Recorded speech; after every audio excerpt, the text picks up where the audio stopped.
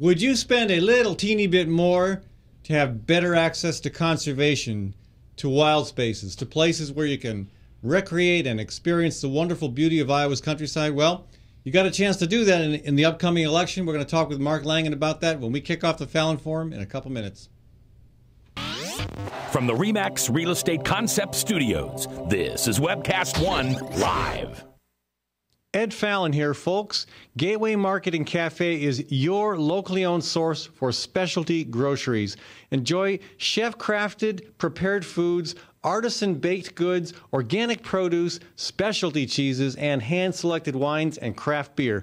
Visit the lively cafe for breakfast, lunch, or dinner 7 days a week. Gateway Market is centrally located on the corner of Martin Luther King Jr. Parkway and Woodland Ave. Stop by or visit www.gatewaymarket.com for more details. That's Gateway Market, folks. Good food, great community. This moment of silence brought to you by Tally's Restaurant Bar and Catering, home of Des Moines' premier rooftop dining experience. Located in the heart of Beaverdale, Tally's offers speedy and affordable rooftop lunch, catering for events both large and small, innovative cuisine, as well as vegetarian and gluten-free menus. Come to Tally's for live music, dry-aged steaks, Sunday brunch, and all-you-can-eat ribs every Monday night. Tally's Restaurant Bar and Catering at 2712 Beaver Avenue. Call 279-2067. That's 279-2067. Times are tough, and most people are just trying to make their cars last a little bit longer. That's why you should know about Sargent's Garage in Des Moines. You can trust Sargent's to make the right diagnosis and give you a fair price. Whether it's a routine oil change or a major repair, Sargent's always does outstanding work. So don't give up on that old car just yet. Call Sargent's Garage at 246-8149. That's 246-8149 for Sargent's Garage.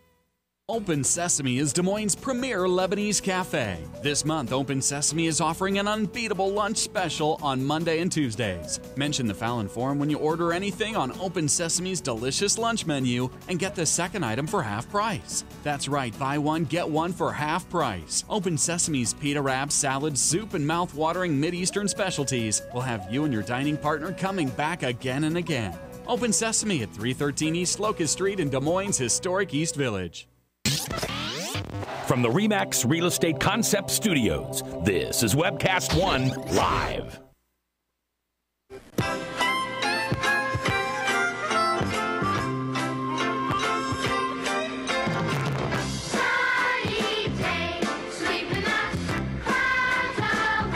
It's not a great tune or what? I wanted Big Bird on my show today, but instead I got stuck with this guy. But hey, we're going to have a great conversation today about the effort to increase the funding for conservation here in Polk County. But I got to tell you, Big Bird, you've made a name for yourself. And apparently even here in central Iowa, Iowa Citizens for Community Improvement greeted Mitt Romney and company out in a rural Iowa setting with Big Bird, Bert, Ernie, Cookie Monster, Elmo, and Oscar the Grouch carrying signs. I love Cookie Monster's sign. Quote, 99% of cookies are eaten by 1% of monsters. Okay, so they had a lot of fun. I think they got the point across that the Romney campaign is really not representing the average person very well. And I want to talk more about that when it comes to this so-called the estate tax. That's being presented as an agricultural, an issue, something that's going to be helpful to the small family farmer. It just ain't so. We'll talk about that at some point. Probably won't get around to it today. We got so much on the docket, but that's an issue that's coming up, and we need to have a little discussion about it. Later in the program, Kelly Gerling with the People's Congress will join us, as will Ken Herring, a candidate for the Iowa House. But first of all, Mark Langen is with us in the studio. Again, Big Bird apologizes that he can't be here to join us because he's also a strong supporter of Measure A. He never shows up. He never shows up. He just flies the coop. He's just not really interested in being a part of the discussion. Yeah. So tell us what Measure A is about. Well, Measure A is Polk County's Water and Land Legacy Bonds. It's a public measure on the ballot here in Polk County in Iowa this November 6th. And what it does is creates bonding authority for the Polk County Conservation Board for water quality projects, natural areas, wildlife management areas, parks, trails, outdoor recreation. So how much? I mean, it would be effectively an increase in property tax. Well, what it does is it creates $50 million in bonding authority for the Board okay. of Supervisors and the County Conservation Board. Then, as projects are ready to go, based on the Polk County Conservation Board's master plans and their approvals, they issue bonds for each individual set of projects. So they anticipate they'll probably let somewhere between $7 and $10 million worth of bonds every 3 to 5 years over that period of 20 years. So at the maximum, the average homeowner will pay about 84 cents a month more in property taxes to cover the cost of the bonds, but we won't reach that level until about 2026. Okay, so a lot less than 84 cents a month. Initially. Yeah, I mean, still, that's not a lot, but Yeah. I mean, people are feeling strapped. We just saw that Mid-American is raising utility rates. That'll be, what, $3.35 a month on average per residential customer, and cost of living tough all around. City of Des Moines likely to raise its tax levy based on the lawsuit that is likely to be settled in the consumer's favor. So I mean, you're up against that, and I don't know. Do you hear a lot of concerns from people based on?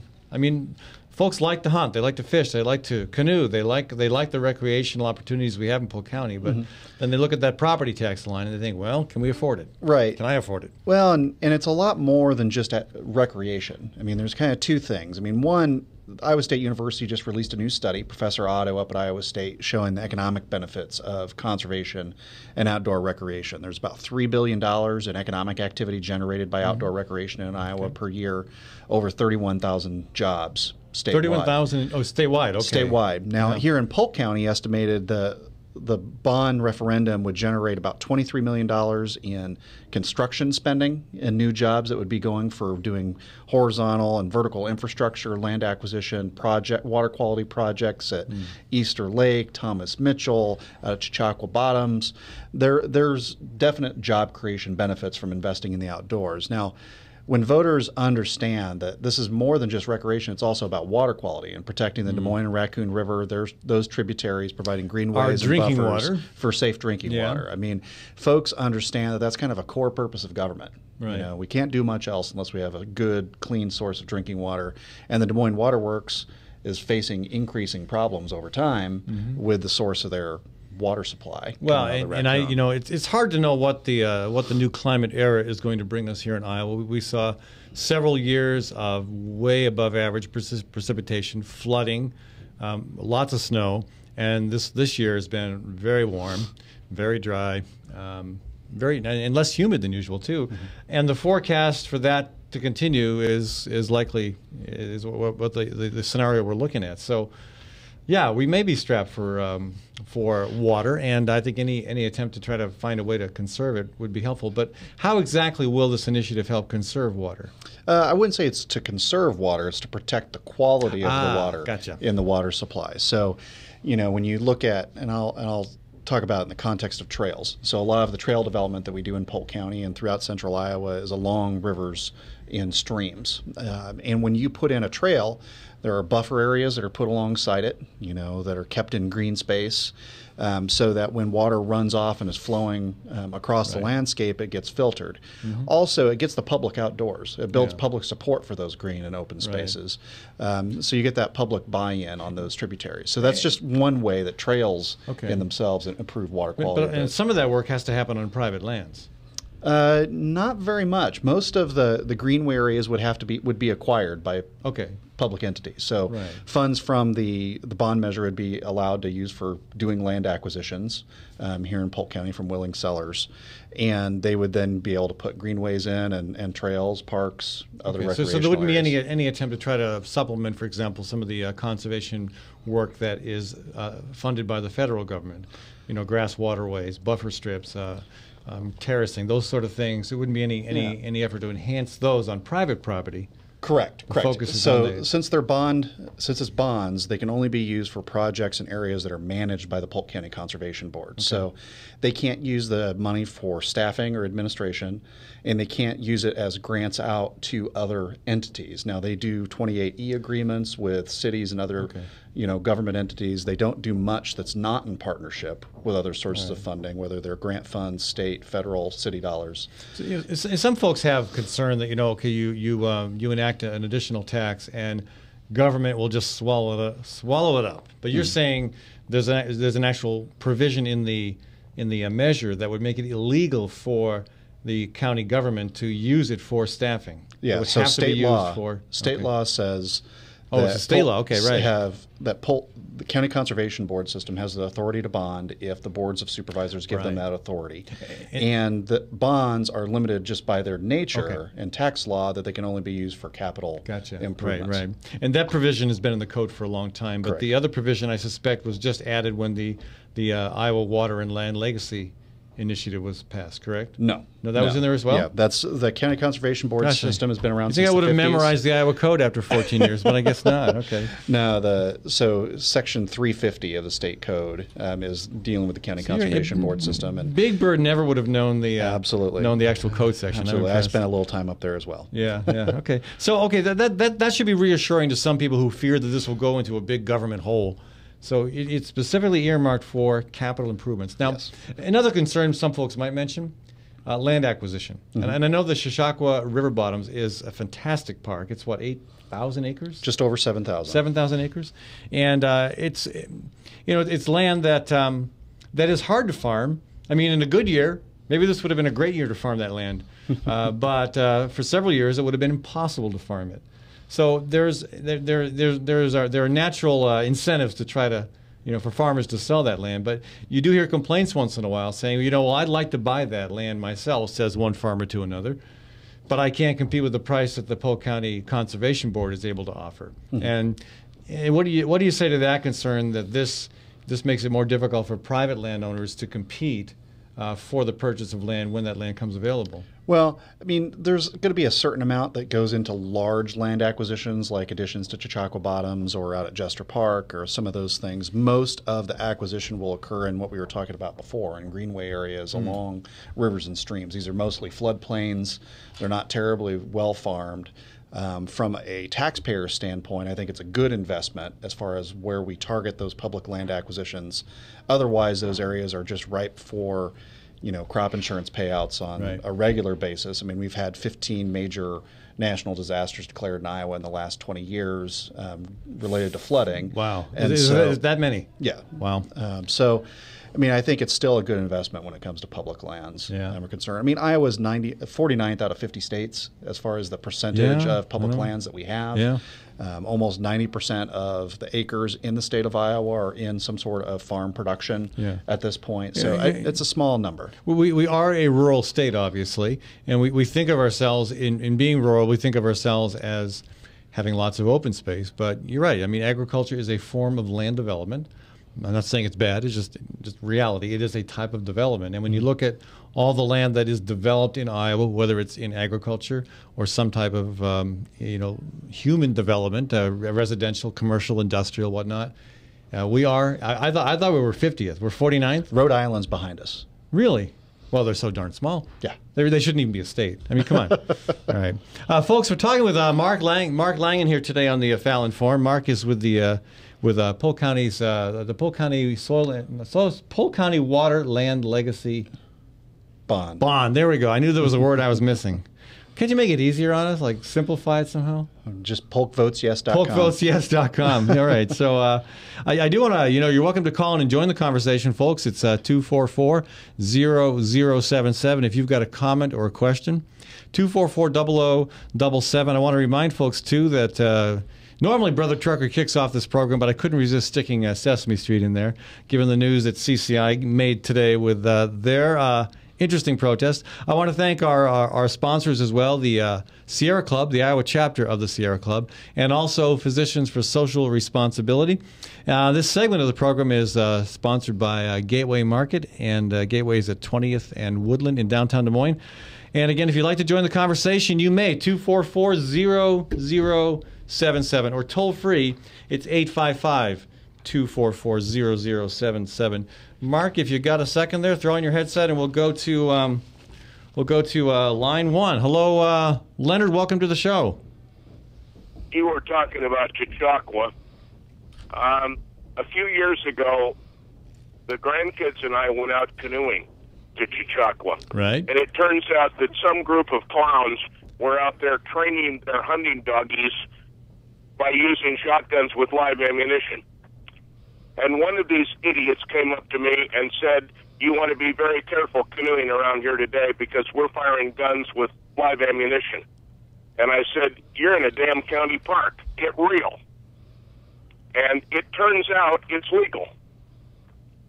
I called the county conservation board the Monday after that, and I said, "You people have got to be out of your mind if you're letting people fire guns, loaded guns, in a county park where people are canoeing.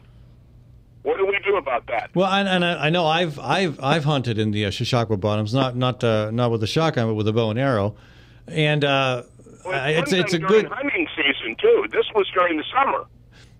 Yeah, that surprises me. I don't know, Mark. Do you know anything about that?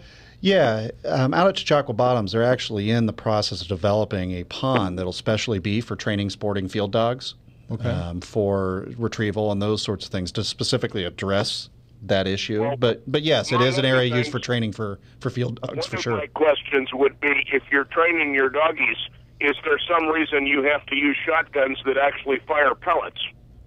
Can't you just fire blanks? Good question.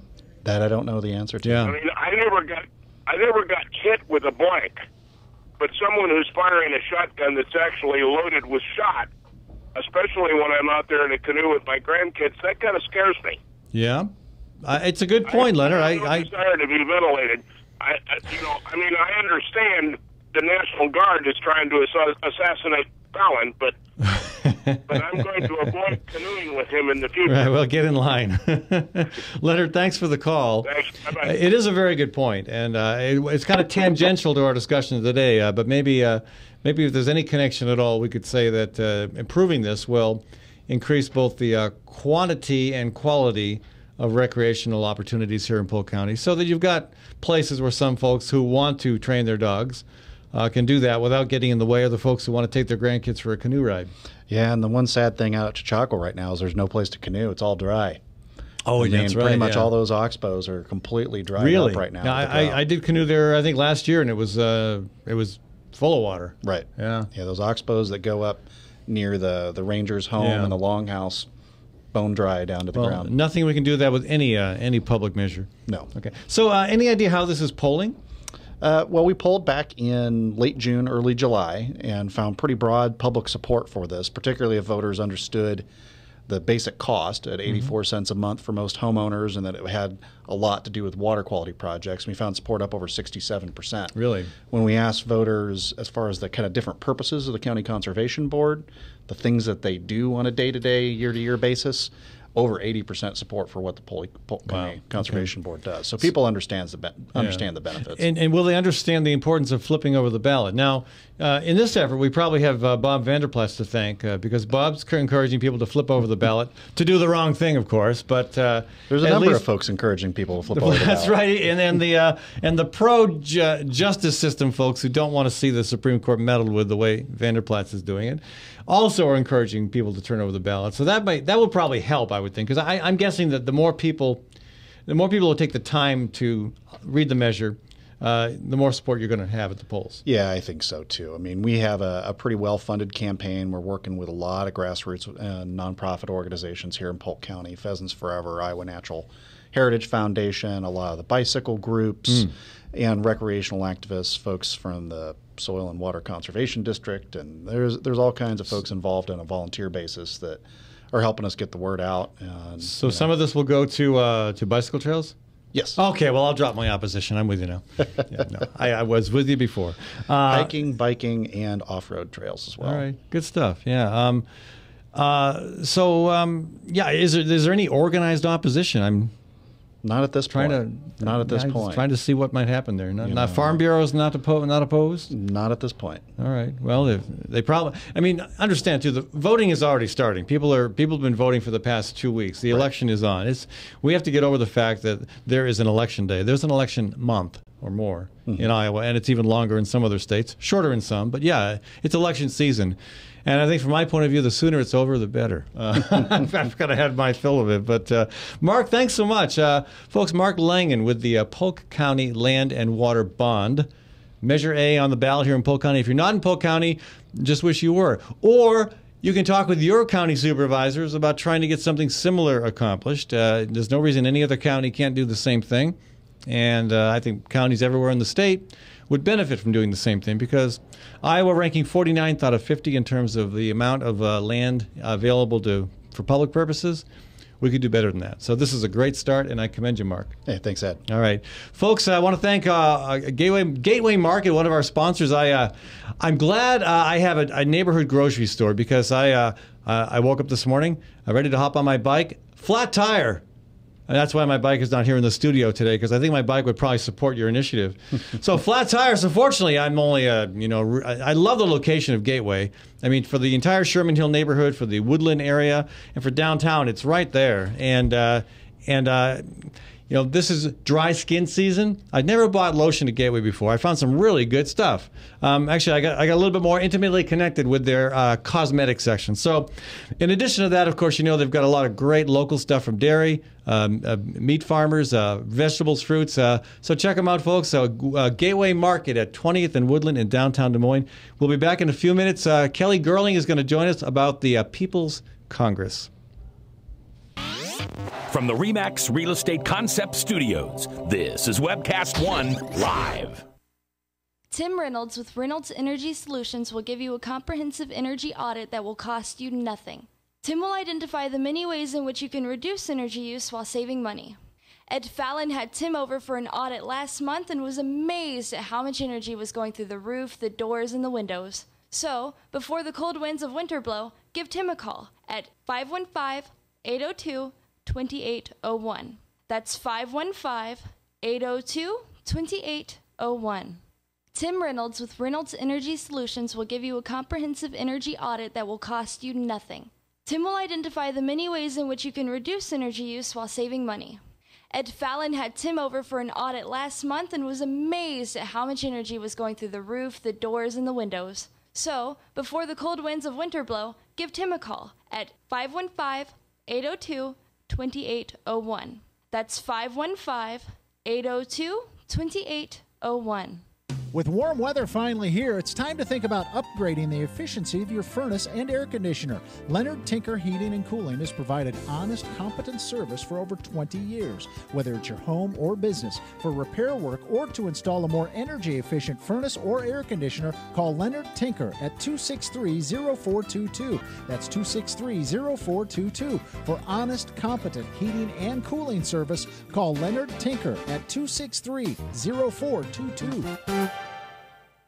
Wow, some wedding. Yeah, I've never seen a bride in coveralls. Right, and skipping down the aisle to accordion music. Not to mention the reception. That wedding cake was a freaking fruit cake. It's your wedding. Don't leave anything to chance. Diana's Wedding Cakes. Using only the finest, freshest ingredients with free on-time delivery and setup. Choose one of Diana's custom designs or create your own. Call Diana's Wedding Cakes, 641-275-9279.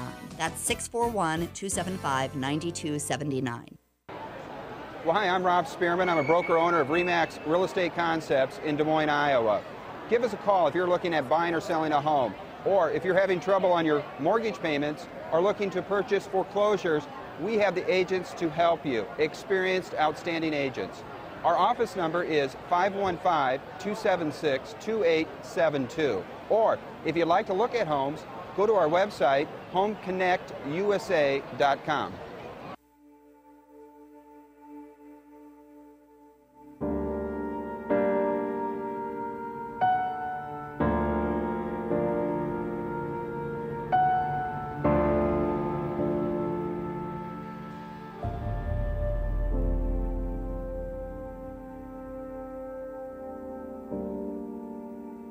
There is hope. Visit groundwire.net and chat now with a live coach for answers. Oh my God, Becky, did you see her bumper? I know she's had work done.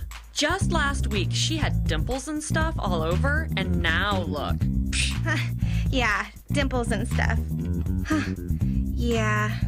I'm Jamie Lasher from Minor Wreck Express. We're here to help with all the dents, dings, and drama of car ownership. Call 278-0101 or visit minorwreck.com for details. We'll see you in the fast lane. From the RE/MAX Real Estate Concept Studios, this is Webcast One Live.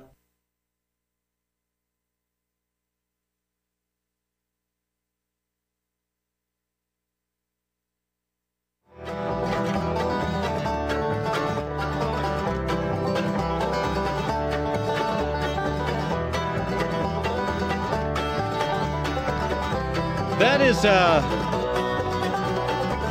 whew, that's a chair we don't need. And that's Baber's Neighbors bringing us back to our conversation here.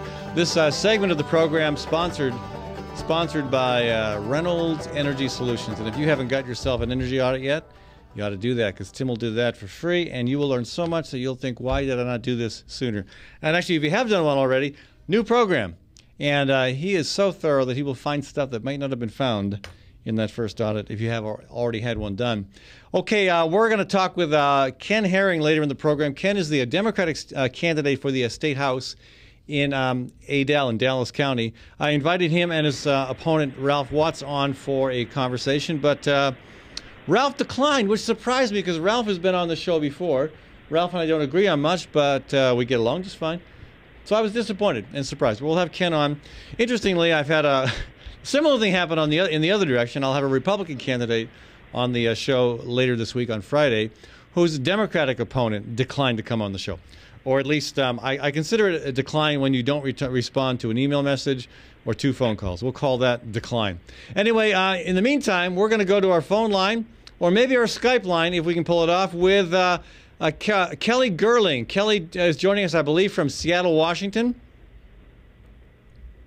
Hello, Kelly. Hello, Ed. How are you? I'm good. And we're talking about the People's Congress, which is something we have visited about before here. And it's an initiative kind of relevant, or at least tangentially connected to the whole Occupy movement.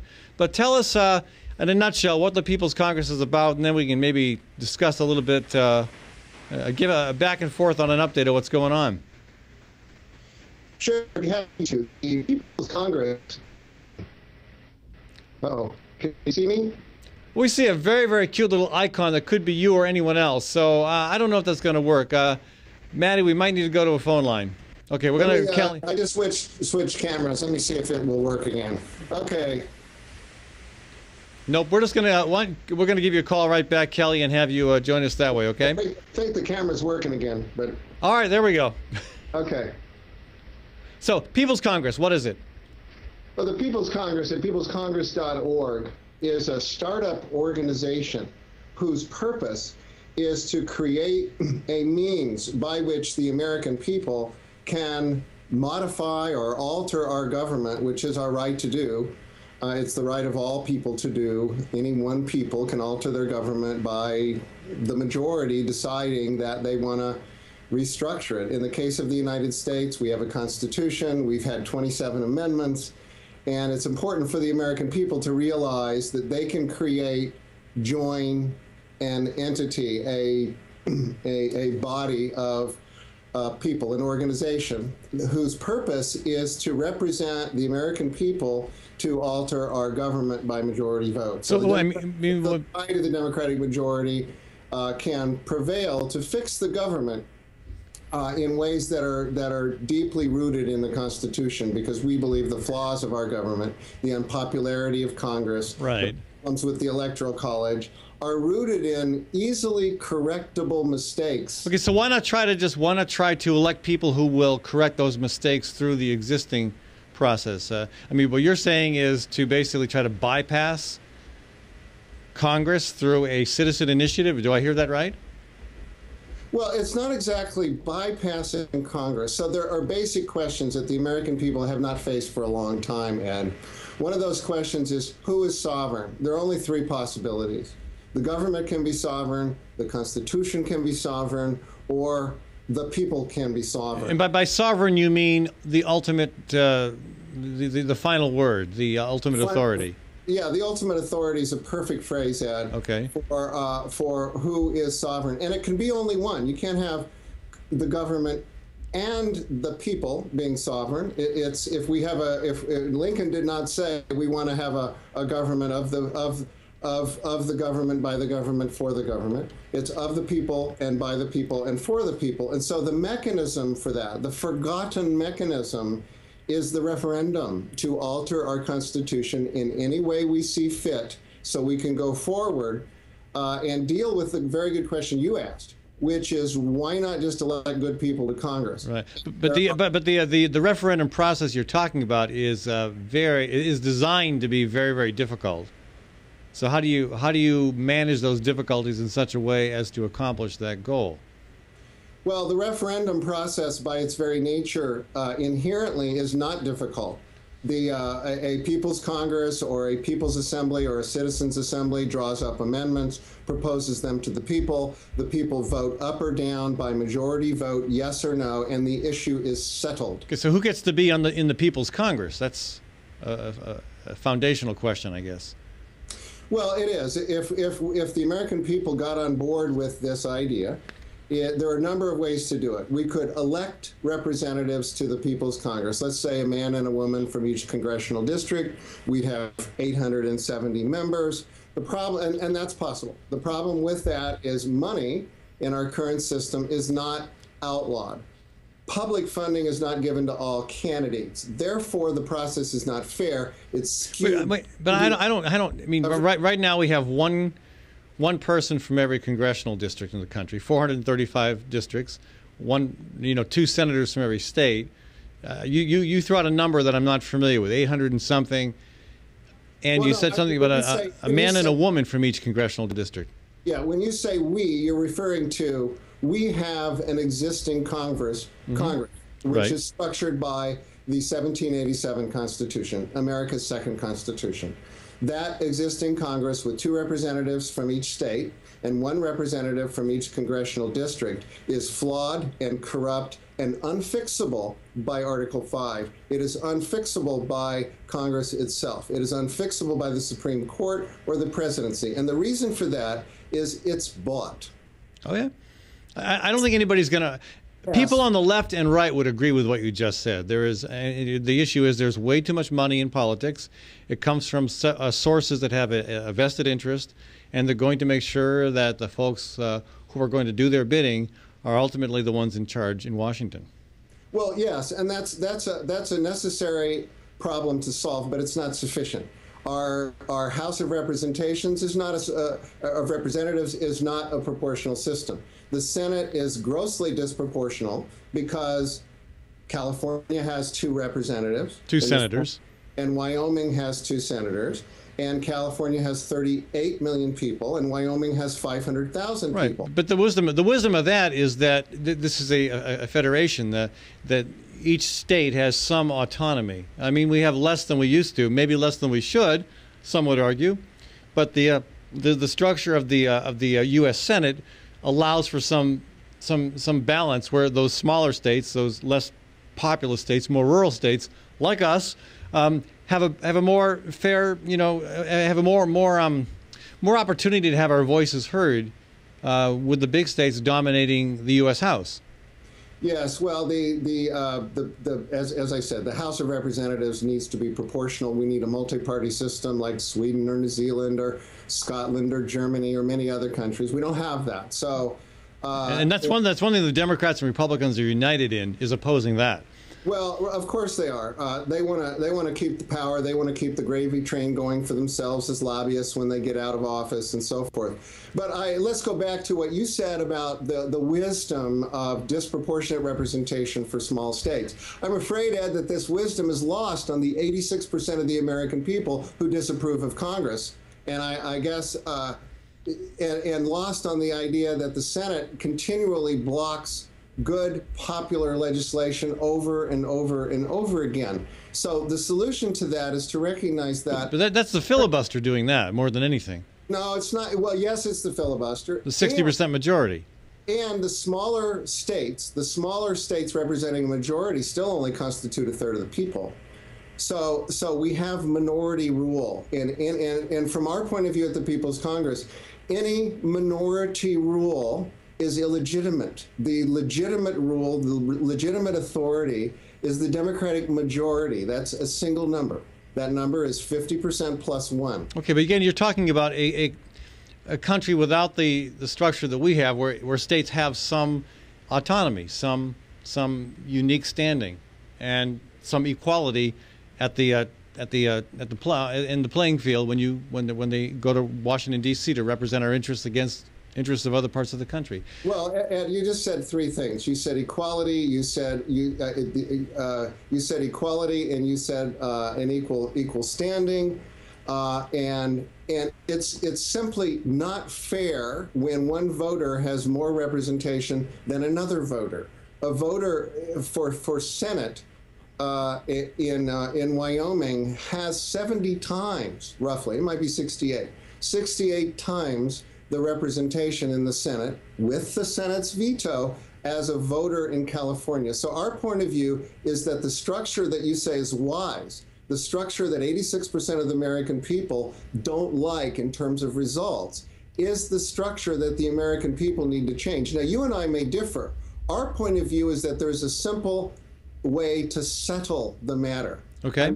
A vote of the majority of the American people.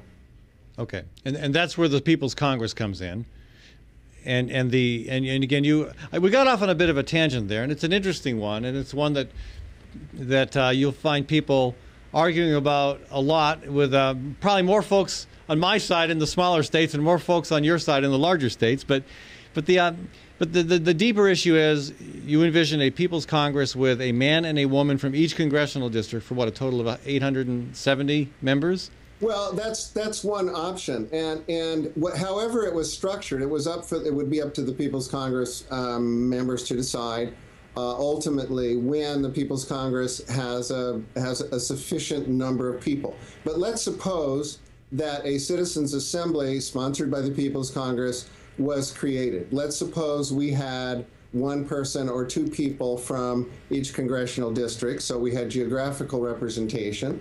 And let's suppose let's go to Sanford Levinson's proposal, who just put out a book called Framed, America's 51 Constitutions and the Crisis of Governance. And what he proposes is the same thing. But he proposes it being selected by random pick, by like a lottery or like a jury. And then so you get people drawn from all over the country to have a legislature that reflects the diversity of America, which the House does not do, as you know. It's populated by rich people, mostly men. The Senate has 85% women, 90% millionaires at least. So 85% men, you meant, I think. Yeah, 85% men, 15% women, right. Rough. And neither body represents the American people. And with each body having a vote, what we have are corporate bills. Yeah, I mean, no argument there at all, Kelly. But how do you get to the point? So your idea is that from the people shall rise a Congress that is geographically representative, that is gender balanced. But my question is, what mechanism puts that in place, and where are you at in the process of getting it established? Well, sure. So if we had a citizens' assembly, a People's Congress, whose purpose was to deliberate about amendments, to propose those amendments to the American people for ratification, and then to have a national referendum, a popular vote by majority rule, to ratify those amendments. So let's say that now the purpose there of deliberation is to connect the dots between a bad government, a problematic situation at the national level, and problems in the Constitution that need fixing. By my estimation, there are nearly 20 problems in the Constitution that need fixing, each of which is correctable by a single amendment. Okay, and I've only got about a minute left, Kelly, but I'm still trying to figure out, beyond the if, how do you do that? How do you do that? It isn't a mechanism. The mechanism is obvious. It's a referendum. So what it is, though, is an assumption. The assumption that most people make is that the government is, or the Constitution is sovereign. Therefore, Article 5, the government's way of amending itself, is the only way to do it. What I say and what the People's Congress says is that we need to go to another assumption to get out of our mess of problem of bad government. All right. And the assumption is the people are sovereign, therefore the Democratic majority can propose and ratify amendments, period. Kelly, thanks so much for joining us. I've got to run to a break. Appreciate it. Good luck. Always a good conversation. We'll continue to have this dialogue as we move forward. Good luck with your work. Thank you very much, Ed. I appreciate it. Love to continue it when we have more time. All right, thanks. When we come back, folks, Ken Herring will be my guest. I want to take a second to thank Reynolds Energy Solutions for sponsoring this segment of the program. Reynolds Energy Solutions is the brainchild of Tim Reynolds, who is a wizard when it comes to energy conservation and efficiency. You can get an energy audit done for free, no cost to you at all. A great idea, too, because it helps support this alternative to what you'll find on commercial radio. So give Tim a buzz at 802-2801, 802-2801, and set up an energy audit now before it gets really, really darn cold. We'll be back in a few minutes on the Fallon Forum.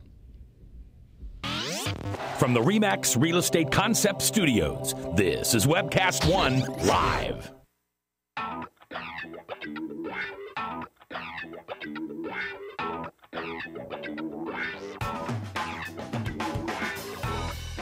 Well, good morning. This is the 7th of June in the Lord's year 2010, and this is day 101 of WebcastOneLive.com. We will begin with Max World Live with my special guest, Tom Coates. In just a minute, there's Tom. Wait. Howdy. And we will be live for the very first time on Webcast One Live.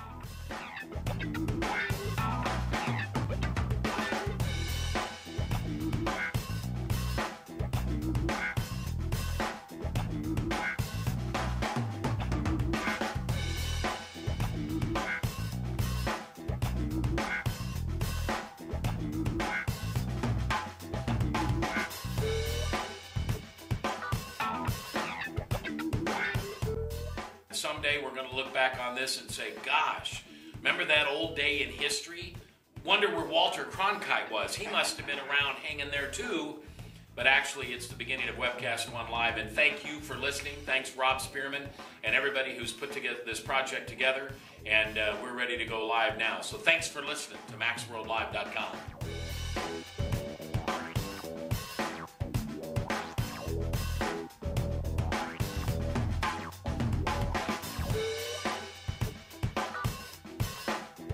I can't tell you that it's going real well from time to time, but it is going.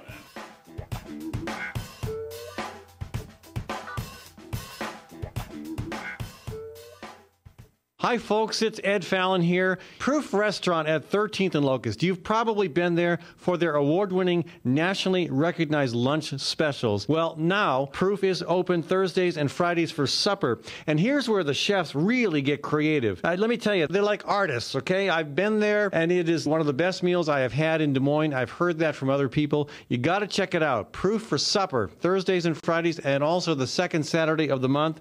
Do not assume you can get in. Make reservations. Contact Proof Restaurant online at proofrestaurant.com or 244-0655. That's 244-0655. Hi, folks. Ed Fallon here. When it is time to entertain, think of Gateway Market. Let them handle the details. Gateway offers a wide variety of stress-free options like cut-to-order cheese and charcuterie.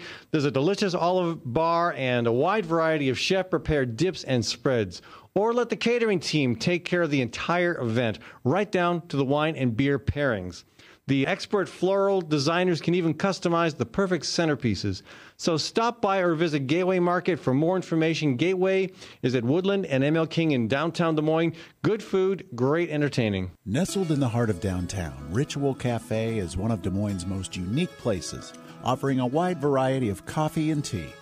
Ritual Cafe also serves the only all-vegetarian menu in town.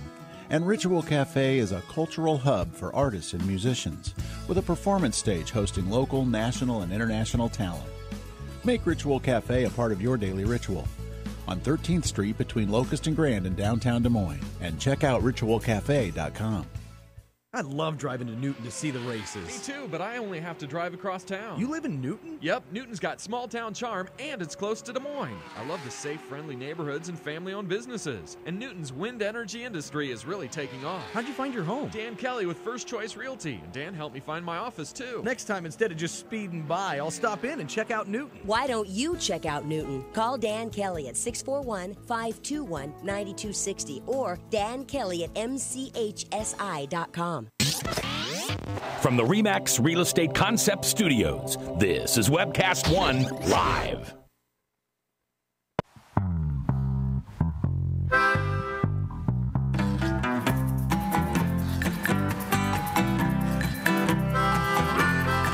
Welcome back, folks. That's Pumptown.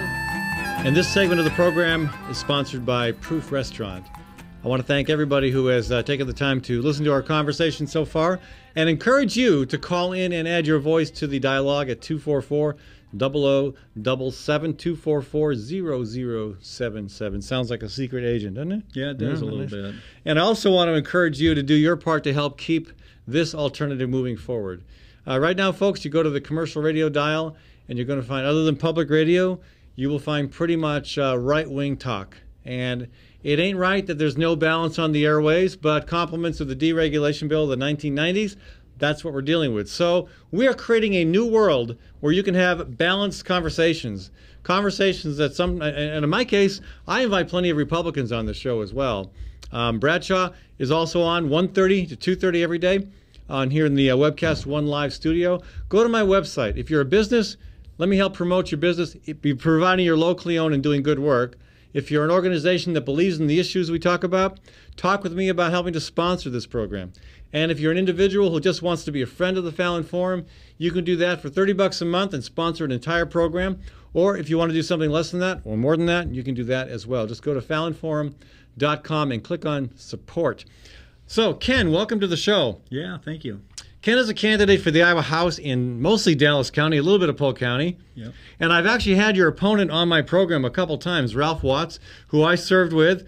We fought all the time politically, but personally, he's a nice guy. We got along just fine. He is a nice guy. We got along just fine. But I was disappointed that he wouldn't come on this program and have an hour-long debate like we've had with other candidates. Those have been, I think, pretty productive. Yeah, I would agree. Interestingly, later this week, I've got a Republican coming on whose Democratic opponent won't come on the show. So, yeah. That's balanced. Yeah, it's balanced, I guess. So I'm willing to have anybody on who's, I mean, when you decide to run for office, that's a big commitment. That's significant. Yeah. So thank you for doing that. Yes, thank you. Now, why are you doing it? Well, two reasons probably, Ed.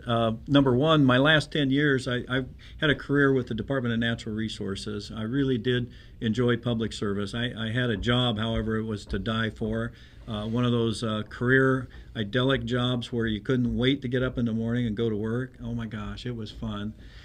Then with 10 years left in my career, I took a job in our Des Moines office and started working in the policy area.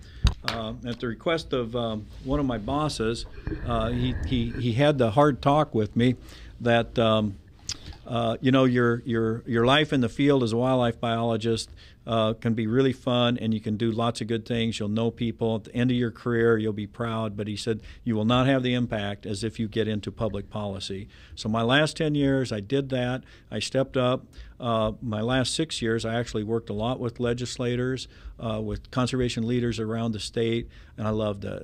And I saw also that. So you were doing lobbying? Not really. I guess good question. Maybe a liaison. Yeah, I actually had a lobbyist for the department, and my last 6 years I was a division chief for Conservation and Recreation Division, and I did have a lobbyist. Her name was Diane Ford.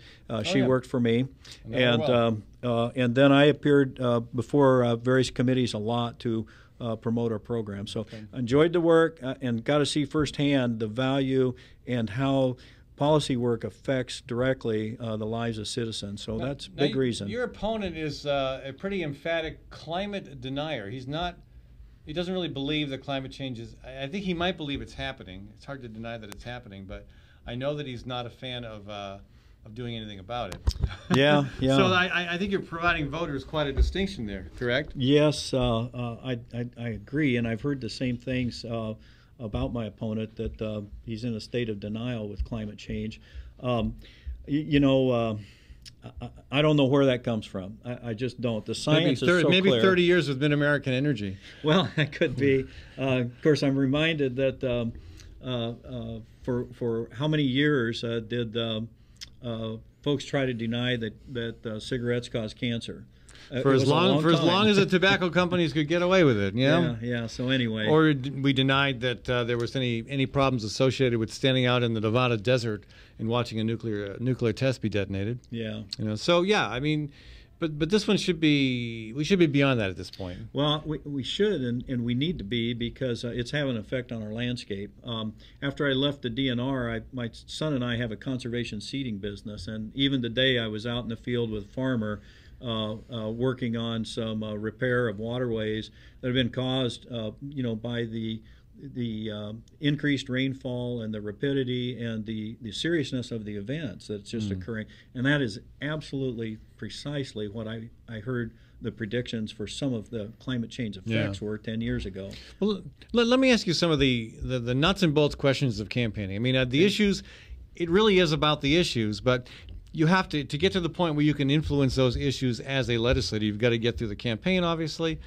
So you're in a district that is more Republican than Democrat, correct? About 3,000 more registered Republicans in my district than Democrats. Are independents a significant voting bloc as well? They're huge. They're huge, and I think that well reflects my philosophy too. Yeah. That it's more the person and how.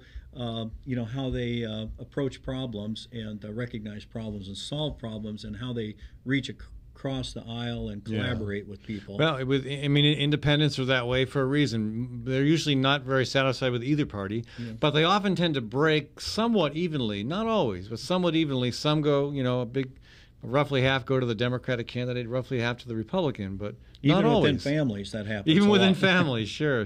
So your district, though, it would include Adel. What else? Adel, Redfield, Dexter, Van Meter, DeSoto, along the interstate there in Dallas County, and then it comes up and it covers Adel, Dallas Center, Woodward, Granger, and then kind of hooks around and goes into Polk County, including Polk City, and then the south part of Sheldon. That's a big district geographically. It's a diverse district, and it jumps over Waukee and picks up just a little bit of Urbandale and Clive as well. Yeah. So it's very rural. Consider yourself lucky there, voting Waukee, right? Yeah. All right. So you've got a numerical disadvantage to overcome. What about fundraising? I mean, I hate the fact that money is so important in politics. But well, and to be honest, my whole career was science driven, and the first part of my career, I got to tell you, Ed, biologists are not good politicians, probably for a reason, because we like to deal in science and facts and absolutes, and we have this feeling that all decisions will be based on fact and science. Yeah. And that's not the case. No. So, now it's unfortunate. Fundraising is really a big challenge. It's hard to ask people for money. It is for me. But I've come on a little bit late, but I've been overwhelmed with the number of people that have supported me, both with words of encouragement and also fundraising efforts as well. Good. Well, I'm glad to hear that. It's I suspect, even though again I'm obviously biased, but I think your viewpoint on that very important issue of conservation and the environment will probably resonate pretty well with the electorate. If you can get it out there. Yeah, that's right. So what other issues would you say are your top priorities? Well, really, education is so important to me. I believe it's a foundation for Iowa's citizens, and particularly the generations that follow. It's the way that we're going to keep Iowa a really good place to live, and it's the way we're going to attract jobs and improve our economy. It's an absolute foundation. I've got two daughter-in-laws that are in this teaching system, both elementary, one in kindergarten, one in third grade. And I've got another daughter-in-law who's a naturalist with the County Conservation Board, so I consider that education as well. So what changes would you support in the legislature on education? Well, one of the things I think on the allowable growth formulas, Coming from my side in state government, working on budgets and planning strategically takes a consistent level of funding, and that's just what we're talking about with the I Will campaign that your last guest was talking about. In order to do good things, we have to have this consistent funding. It really throws agencies and schools into a kind of a disruptive pattern. So would you say the allowable growth level for K through 12 schools is inadequate right now? It has been since we zeroed it out for 2 years ago. I think for the first time in many years, the legislature said zero growth, right. And we have had good surpluses in our state budget. A little bit can go a long way, but the floor of the allowable growth formula has to be a constant in the equation. Okay, so that, I mean, and that tends to be a partisan issue, unfortunately. You tend to see Democrats wanting to make sure schools have enough money to work with to accommodate teacher salaries, to accommodate expenses that are going to go up for toilet paper, electricity, transportation, everything. So everything. That battle goes on. And what other issues besides those two? One of the huge issues I think is before the legislature this coming year will be the issue of whether or not to accept Medicaid allocation based on the Affordable Care Act. The figures I've studied say there's $850 million that's going to be on the table. So you mean if Governor Branstad decides to opt out? Yes, and I mean, first I'm not sure why that guidance was given by the governor. He hasn't said absolutely, but he said that's the way he was leaning based on the sustainability of that money. The legislature is going to have a chance to either factor that money into the budget or not. Now the governor will have the ultimate say if he decides to line item veto that, is my understanding. But here's the deal: to turn that money down, it would just be a really, really sad thing for Iowa. First of all, our state law already requires hospitals to treat patients that don't have healthcare provisions if they come into a hospital and they need to be stabilized before they can go to a facility like Iowa City. Getting another, I think the numbers are like there's 150,000 Iowans who lack adequate insurance or have no insurance, who could now have insurance under this Medicaid formula so they could be treated locally. And our local hospitals need that money. They have to treat, stopgap, and then send these patients on, which is always expensive. And then they have to bear the burden of those costs that they can't recoup. There's no reason to do that. None. And that, I think on both those issues you would be distinguished from Representative Watts. Yeah, I think that's a fair statement, although I can't speak for him, but I think that's a fair statement. If people get the opportunity to hear what you stand for. So, okay, so let me, the bigger issue. The House is unlikely to go Democratic. I mean, I'm just being honest with you. I know that all the Democrats who are fighting for it are saying it's going to go Democratic. Fair enough. It's a big hill to climb. That's for sure. And so you've got to learn how to work with the Republican leadership. Even if your party's in the majority, you've always got to learn to work with the minority party leadership. Absolutely. But even more so if you're in the minority. I mean, that's what I spent a lot of time doing as a legislator, because I was 14 years in the House, every day of it in the minority. So I had to learn how to work with Republicans. I found issues of common ground on protecting farmland, on limiting the use of eminent domain, on more reasonable ways to manage annexation policy, for example. I mean, there's things you can do with Republicans. I mean, if you had any experience trying to, it sounds like you have really with your DNR work of trying to work with both sides of the aisle. Well, yeah, my last 6 years as the division chief, of course, our budgets. I was before budget subcommittees several times, and then the Senate and House Ag and Natural Resources committees were always looking into issues. You know, DNR is not is an agency that has a lot of emotions. And so we were over there answering questions and working with those folks all the time. Also, some of the task force, I think, were examples of some of our best work that was bipartisan. Right. We had task force on what to do about our pheasant populations, about where our deer population was headed, and then also the Sustainable Funding Initiative that I think Senator Dick Dearden said it best when he started. He thought this was going to be a waste of time. We had folks from Farm Bureau on one side all the way to the Sierra Club and everything in between. And after 2 years of work, that I tell you what, we were a team, and I think every member that served on that committee at the end of 2 years felt the same way. We had unanimous recommendation come out of that committee that went forward to the legislature's committee that they put forth.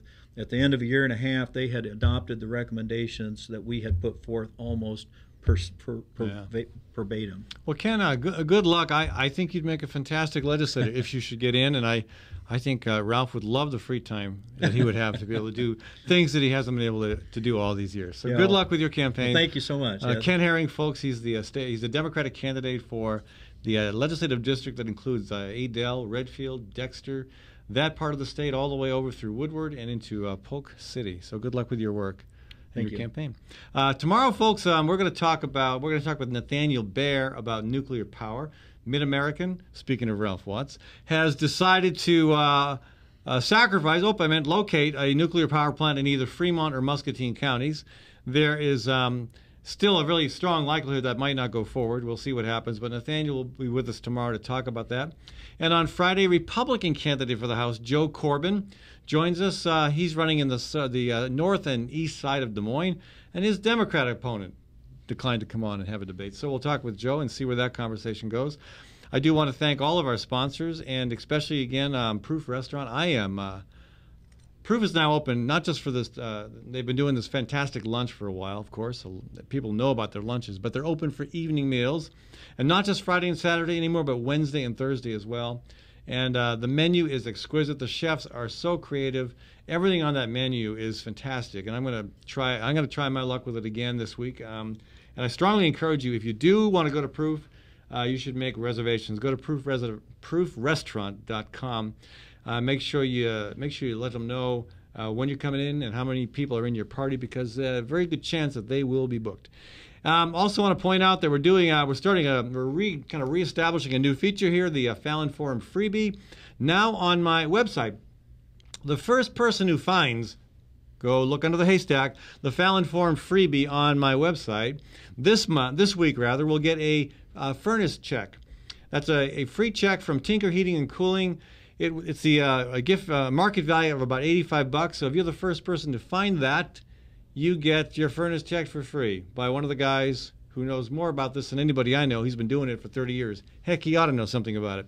Anyway, stay tuned for Bradshaw. I'll be back with you tomorrow. I want to thank Maddie Arrington, our producer. I want to thank the Webcast One Live Studio for hosting this broadcast, and I want to thank you for tuning in.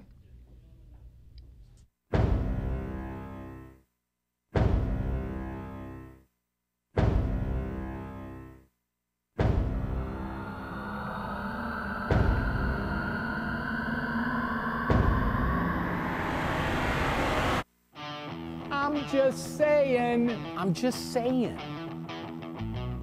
I'm just saying. I'm just saying. I'm just saying. I'm just saying. Ching ching. I'm just saying. I'm just saying. I'm just saying.